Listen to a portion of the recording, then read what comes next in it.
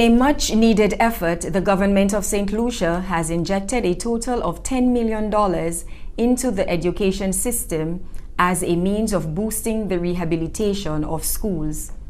Kimani Theophane has more for us in this report. The government of St. Lucia has invested $10 million in the refurbishments of schools around the island, which they describe as being in deplorable conditions for the academic year 2018 to 2019. Honorable Dr. Gail Rigobert asserts that the government will continue to invest in improving the learning and teaching conditions with the aim of having a globally competitive education system. In an interview, she shows gratitude to everyone who made the renovations possible. I want to again thank my Prime Minister, Minister for Finance, and my cabinet colleagues for agreeing to an injection of $10 million for the rehabilitation of schools. I must also thank my Director of Works, Mr. Louis Fernand, and his team of officers, technical officers and building officers, who over the last few weeks during the school break, they have had to undertake work amounting to $10 million, whereas previously their work program ran between $1.5 to $2.5 million.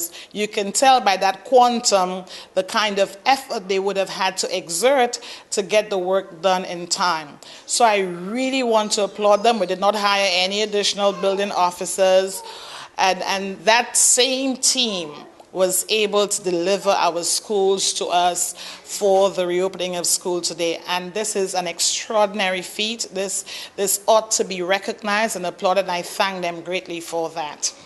She also indicates that in some schools, although they have done the critical work, they have not completed the work program. Thus, she assures that some work can continue during the weekend and the Christmas break. Honorable Dr. Gail Rigobert expresses gratitude to the involved persons and assures the public that $10 million has indeed gone a long way.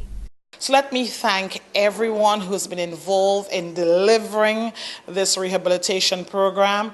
I think across the island, the students and teachers are reasonably pleased. Admittedly, and I've said it before, $10 million only represents a quarter of what it is estimated that we would need to bring every school on island to an acceptable standard. But that injection of $10 million, of course, has gone a long way to bring some relief to our teachers and our students. She also adds that she has made it a habit to visit all schools, especially on the first week, and is impressed with the level of enthusiasm that the students possess. Kimani Theophane, GVD News. First National Bank joins a vast team of local entrepreneurs and corporate houses to help reduce the rate of unemployment on the island. The second annual Job Fair Expo, hosted by Adviz Consulting Inc., took place at the Financial Administrative Center early last month, offering young people employment and a wide range of other free services. Here's more on that story. Scores of young people decided to turn their Saturday morning town ritual into a quest for education and employment thanks to the organizers of the second annual Job Fair Expo, Adviz Consulting Inc. First National Bank was one of the financial institutions who answered the call to sponsor the initiative as well as play a pivotal role in its success. We know that the unemployment rate is pretty high. We have a few openings at the entry level, so we are accepting applications. We are also doing some one-on-one talks with them as well as group sessions, really telling them about the opportunities within the banking sector, in particular within First National Bank St. Lucia Limited.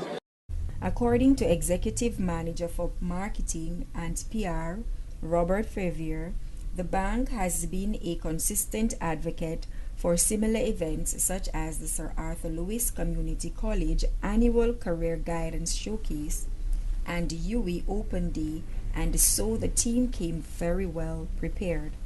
Our legal officer and corporate secretary, Mr. Awijak Mangal, addressed at least 30 students, letting them know, in fact, giving them his journey, in fact, from tertiary into employment, into the world of work, and also giving them an overview of what a corporate secretary does. The theme for this year's Job Expo was Get Involved. And based on the wide variety of representation and consistent flow of attendees throughout the day, the event was by all accounts a resounding success. Suzette Thompson, GVD News. That takes us to the end of our news broadcast for tonight. Thanks for watching. I am Suzette Thompson, GVD News, covering the South like no other.